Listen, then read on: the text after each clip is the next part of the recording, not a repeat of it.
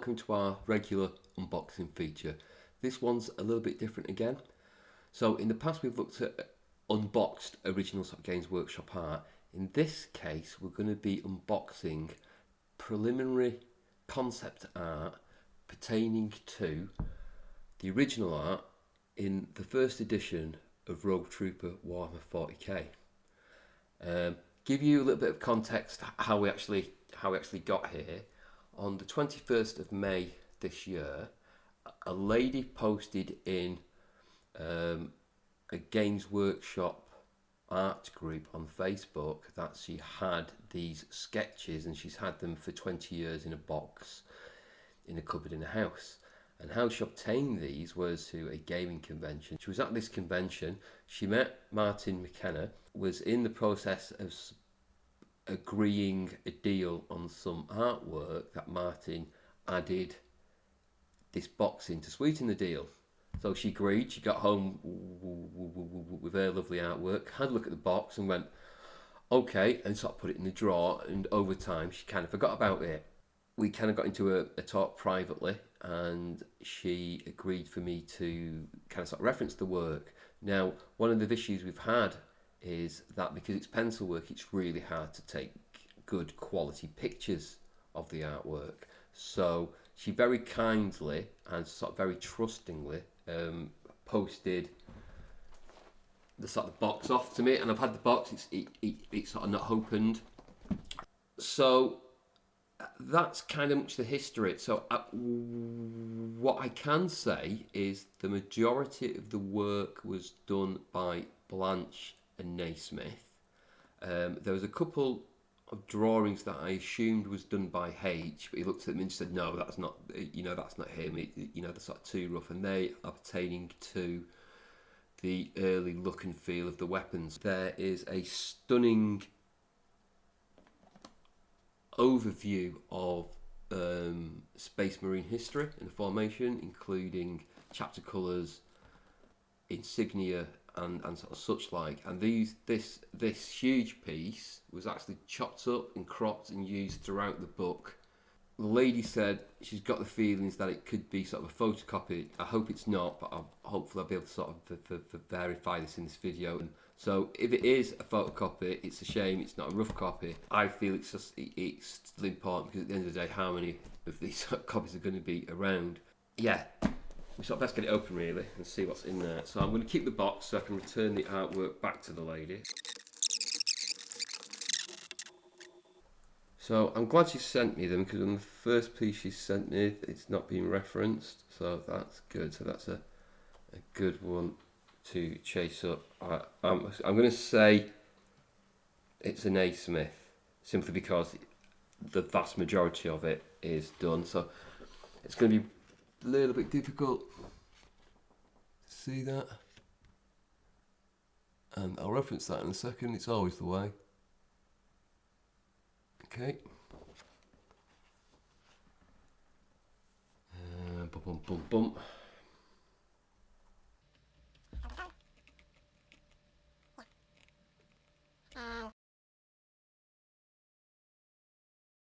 So this one is a Dave Andrews piece, and it pertains to page 163 from the book. So let's flip to the book. The finished piece by Martin McKenna. And these are the rough prelim drawings by Dave Andrews. And there's two of them. We'll probably come across the next one in a... Oh, wow, okay. Okay, wow, okay. So the next piece on the top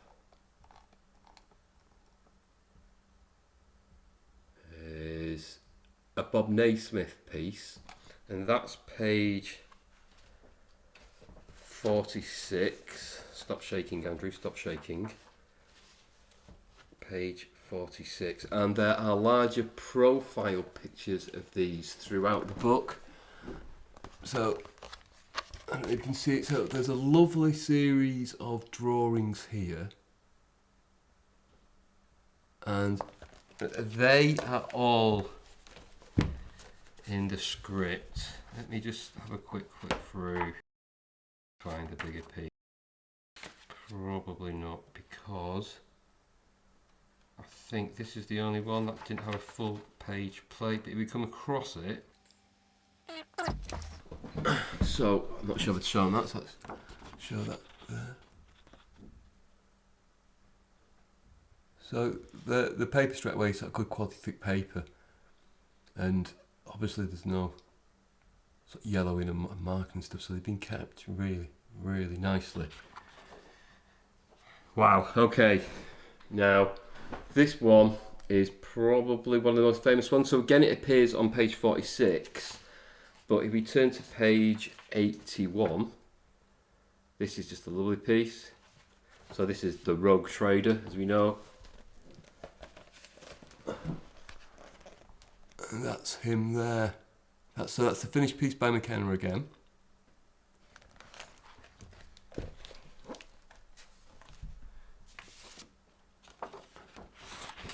And this is the rough preliminary to give an idea for Martin to follow.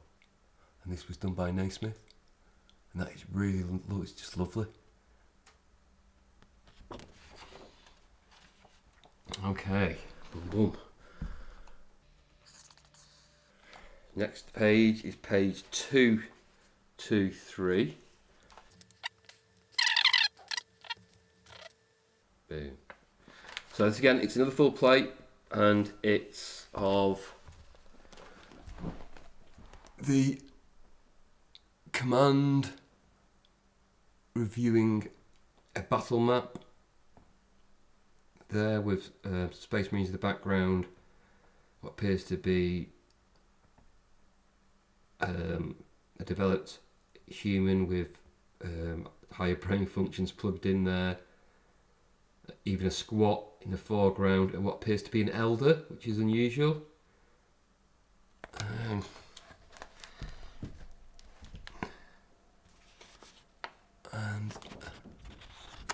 that's the piece there. Again, that's a Bob Naismith.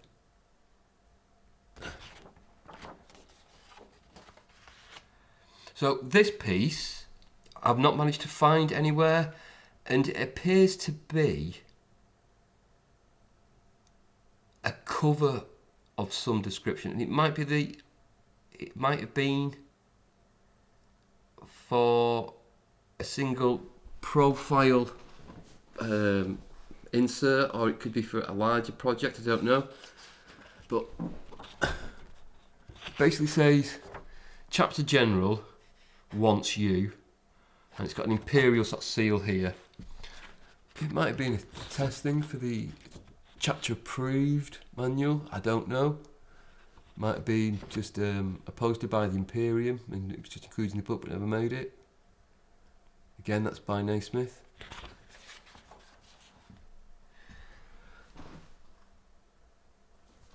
Next piece just found. So that's next piece is mentioned on page 232, and it's this gentleman here,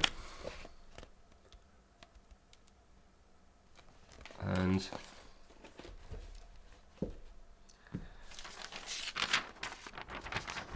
slightly much from the piece there.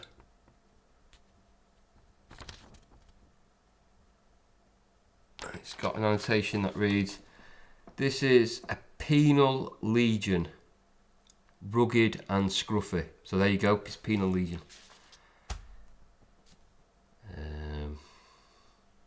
The next preliminary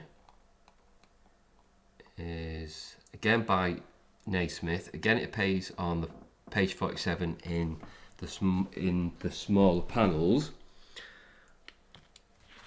but she also appears on page 95. It's this.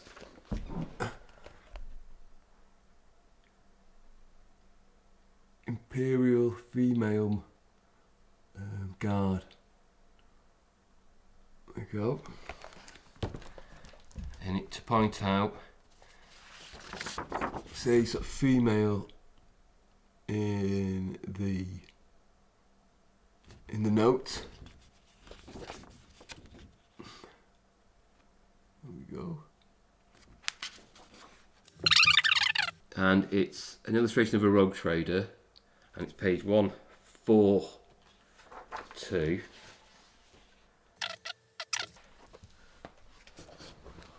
And it's this rogue trader here.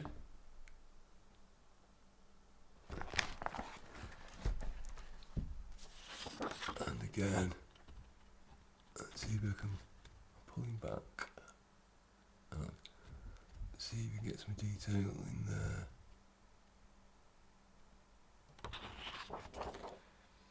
So in the annotation it says Mag Zinat Rogue Trader. Okay. Wow, we're still a way to go. God.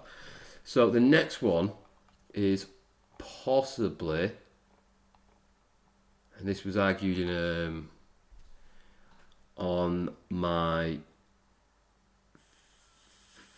Facebook blog, and I kind of like the argument. Really, it's quite a strong argument. This image might be the first drawing of a space orc. Yeah. So this is this guy here, and the illustration is here. They really are lovely. Really are. No, oh, there's another orc. That's lovely. That's lovely. So this one again is by Naismith. It's page 191, very close to here. So I guess the argument is which orc came first, the chieftain or the orc. And this one appears in two places. It appears on page 47 and it appears on page 191. I like this. There's a lot of detail in here. There's no notes, but there's a lot of shading around the face. The armor's picked out. In fact, the torso is really good. It's really strong.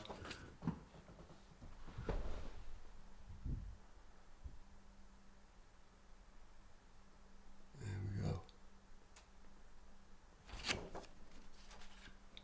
we go. Now, what comes next? Okay. Ooh. Okay, so,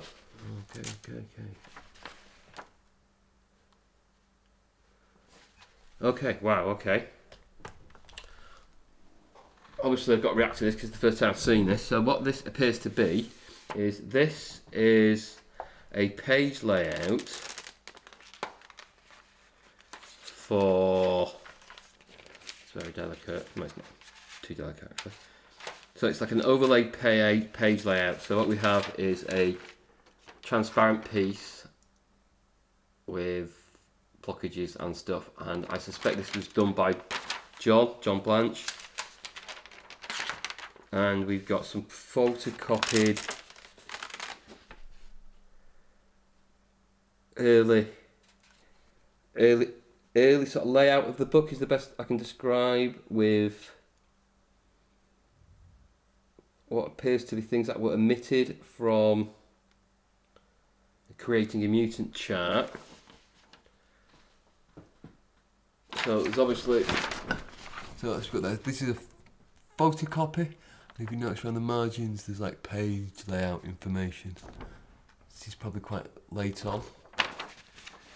And here we've got a similar type of page. with areas blocked for inserts. And if you notice, I'm not sure, I'll check that later, but we might have a reworking of the mutants table chart there with things crossed out and things added to be added later, but we can check that out. Kind of interesting.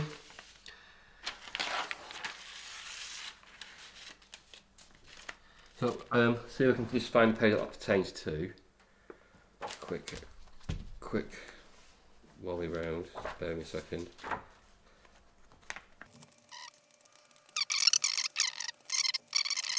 So, whilst we're here, and I've got the image, I'm probably aware I'm a big H fan. So H, whilst we're here, a quick little segue into H. That's one of H's drawings there. Technical drawings. That's just superb. Hopefully still got this, and he's going to be sending us some more of his artwork. He's answered all the question sets I've set him, but that is just gorgeous. Such a talented gentleman and such a really nice guy. Oh, I might have just found the mutant page though. Hang on a second. So the other way. So, ooh, okay. So I think I found.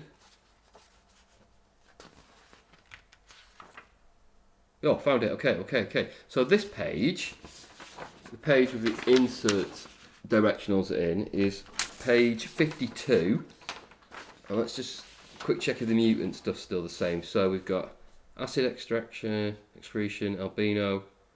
Leave me the glasses on for this. Sorry. Let's go to some random ones. 09 was beat.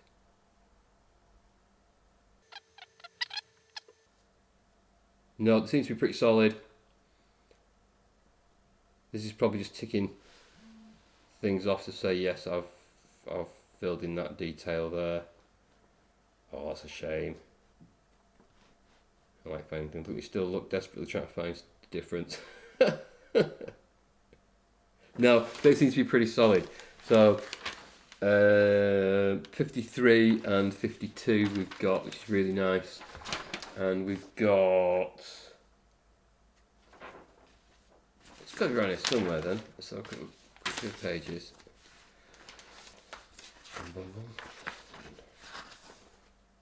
Oh, no, here it is. So this page, the page with the layouts on, which we don't have, or we've not got yet, this page here is page 56 and 57, and that's got the mutant layout there.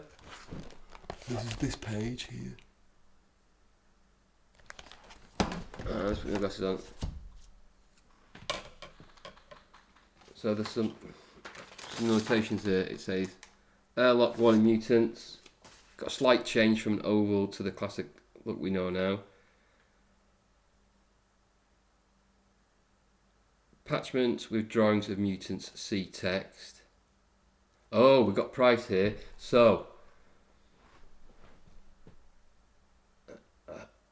Martin McKenna. Now this is quite interesting. So at the time Martin was drawing these, I think he was 16 years old and he was still at school. I think he was. I'm pretty certain he was. And he was paid £75, I think, for all of them. So for 1, 2, 3, 4, 5, 6, 7, 8, 9, 10, 11, 12, 13, 14, 15. For 15 illustrations, he was paid £75, and the delivery had to be as soon as possible. I think we've got the detail up there. It might be £75 each, but I can't see that.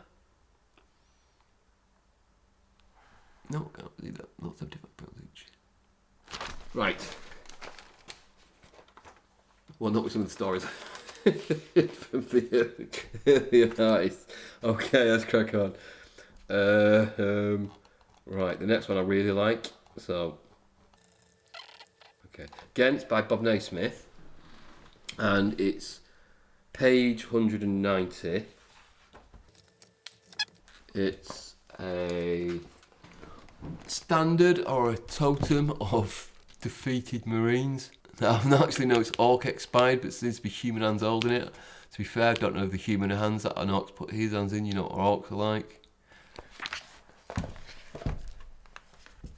Oh no, just read the correct notation to talk. There we go, that's that piece there, that's just lovely. Okay, I'll try and read them again. It's not very good writing. Standard, Ork, clicked, Ork Warlord. It's the habit of Orkish leaders to actively seek out and collect as many different pieces of Imperial armour as possible, ideally the helmet, which bears the chapter crest. So that's kind of interesting. There's no detail or mention of that in the book. So that's a nice, that's some nice added context, which is really lovely. Okay, so the third piece is again by Naismith. Okay, and it's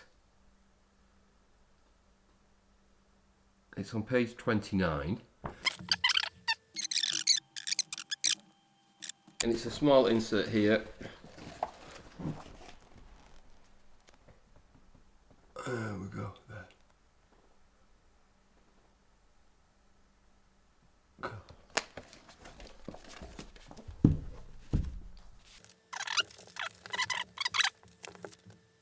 So the next ones are pertaining to the early weapons in the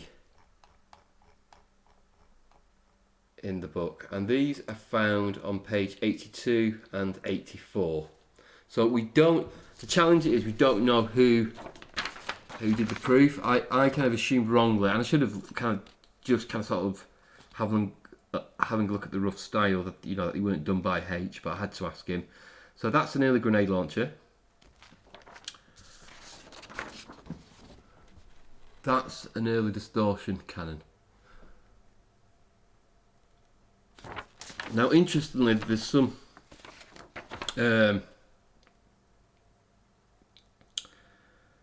drawings in or notes in the thing, and I think it's been done by Martin because it's his signature, and he's obviously practicing his signature.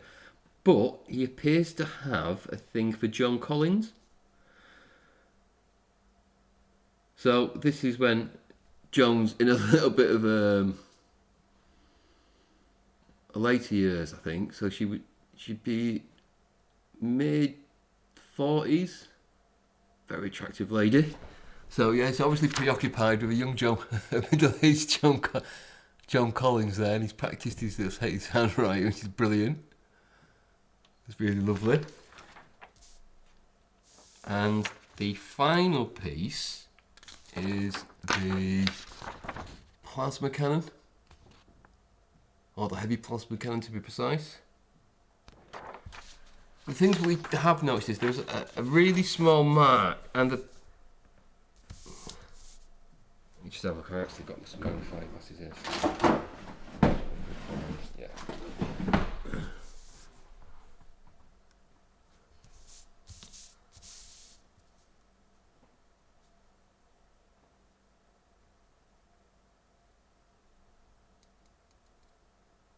See, these pictures have all got a mark or a stamp on them.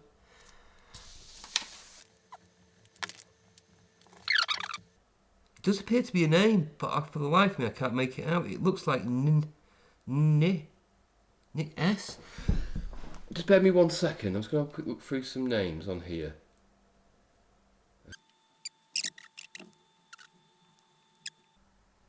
Okay. These might be Goodwin. Hard to confirm with that, actually. So, I'm going to have to look at Jez's other markings on drawings. They look really rudimentary. So, it's talking to John. John has confirmed a few things. I'll just basically sort of read out a condensed version of what he said. He said, they are genuine. By genuine, all the pieces that we've pulled out of the box, essentially. He also mentioned it was difficult directing freelance artists, but providing sketches and trace overlays by myself, it was a very direct way of communicating our wishes. It works, and that's really evident. I would often recruit the help of Jez because we spent most of our dinners in the Bell Inn. So after work, they would go to the sort of the Bell Inn pub, which was sort of their local pub too, where they were working, and they would literally flesh these out, kind of sort of whilst they were eating, and I can kind of see that these being done there. Now, nice but disappointing is that, I'm just going to verify actually.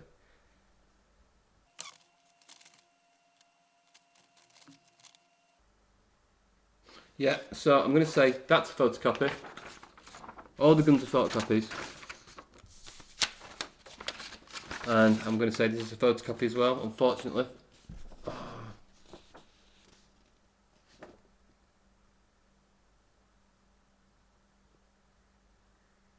Yeah. So this is a photocopy. This was like the piece I was kind of most excited about, and I'm still really excited about it because it's got a lot of information. So this is, just bear with me 1 second. I'll pull up the page. So this here is what Jez and John would have been scribbling on as they were fleshing out the chapter history. And this was essentially used throughout the book in different parts. It's broken down. A drawing that has all the original details. I just love stuff like this.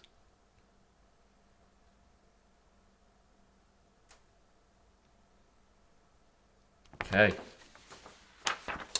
Right, so what I'm going to do now is I'm just going to bring up the pages where the weapons were so we know what they correspond to. And they're essentially pages 84, 82 and 84. So 82 and 84. 82. We've still got a long way to go. 82. So basically, there are those weapons there.